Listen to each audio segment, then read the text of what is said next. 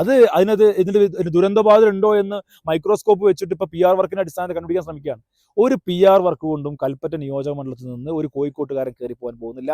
മറിച്ച് ഈ വയനാടിന്റെ മണ്ണിൽ ജനിച്ചു വളർന്ന ഒരു വയനാട്ടുകാരനെ ഇത്തവണ നിയമസഭയിലേക്ക് പോകും. അത് അദ്ദേഹം മനസ്സിലാക്കിയാൽ മതി. അത് ഇനി ഇങ്ങനെ അധിക്ഷേപങ്ങളും ഈ നാട്ടുകാരെ വന്ന് സർക്കസ് കളിച്ച് കോമാളിയാക്കാമെന്നൊന്നും അദ്ദേഹം വിചാരിക്കണം. സൈബർ ഇടങ്ങളിലൊക്കെ പറയുന്നത് CPM ഇടതുപക്ഷം ജയിപ്പിച്ചതാണെന്ന് പറയുന്നത്. എന്താണ് അതിലൊരു മറുപടി? അല്ല, ഒരിക്കലും ജനാധിപത്യത്തിൽ നമ്മൾ കൂവി വിളിക്കുക, ആക്രമിക്കുക, അധിക്ഷേപിക്കുക അതൊന്നും ഒരു മാർഗ്ഗമല്ല. ജനാധിപത്യത്തിൽ നമ്മൾ നിലപാടുകൾ കൊണ്ടും പ്രവൃത്തി കൊണ്ടുമാണ് മുമ്പോട്ട് പോകേണ്ടത്. അതാണ് എൻ്റെ നിലപാട്. പക്ഷേ നമ്മൾ സാധാരണക്കാരായ മനുഷ്യർ അവരുടെ പ്രതികരണത്തെ നമ്മൾ കണ്ടില്ല നോക്കാൻ പാടില്ല.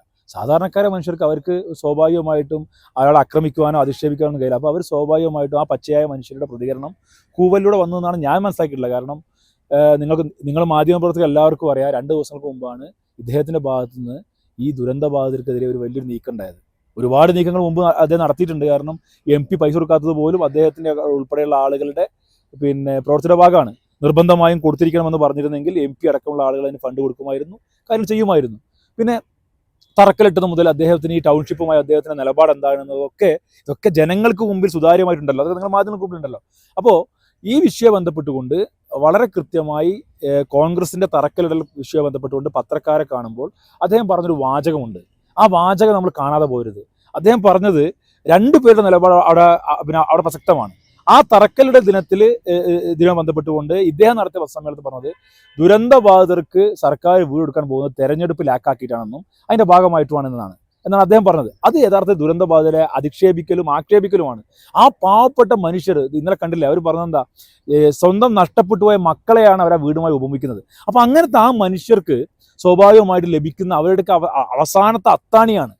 അതിനെ നിഷേധിച്ച ഒരു മനുഷ്യനോട് അദ്ദേഹത്തിന് ഈ ഒരു കൂസലുമില്ലാതെ, നമ്മുടെ നാടൻ ഭാഷ പറഞ്ഞ ഒരു കൂസലുമില്ലാതെ വേദിയിൽ വന്നിരിക്കുന്നത് കണ്ടപ്പോൾ ആ പാവം മനുഷ്യർക്കിടയിൽ നിന്ന് കൂവൽ ഉയർന്നിട്ടുണ്ട്.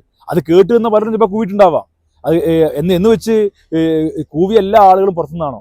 ഇവിടെ നടത്തുന്ന ആ ടൗൺഷിപ്പുമായി ബന്ധപ്പെട്ട് ഉദ്ഘാടനത്തിൽ പങ്കെടുത്ത മുഴുവൻ ആളുകളെ കൂട്ടത്തിലെടുത്താൽ അതിൻ്റെ ബഹുഭൂരിപക്ഷവും കൽപ്പറ്റ അസംബ്ലി മണ്ഡലവും അത് കഴിഞ്ഞേ ബാക്കിയുള്ളവരുള്ളൂ. ആ ദുരന്തബാധിതരും ഈ മണ്ഡലക്കാരുമായ ആളുകളാണ് ഭൂരിപക്ഷം ഉള്ളത്. കസേരയിൽ നിന്ന ആളുകൾക്ക് ഇടയിൽ നിന്ന് പോലും പ്രതികരണം ഉണ്ടായിട്ടുണ്ട്. നിങ്ങളടക്കം ഉണ്ടായിട്ടുണ്ട്. 1000-ഓളം ആളുകൾ കസേരയിൽ ഉണ്ടായിരുന്നല്ലോ. ആ 1000-ഓളം ആളുകൾക്കിടയിൽ നിന്ന് കേവലം ഒരാളാണ് എഴുതിയിട്ട് കൈയടിച്ചത്.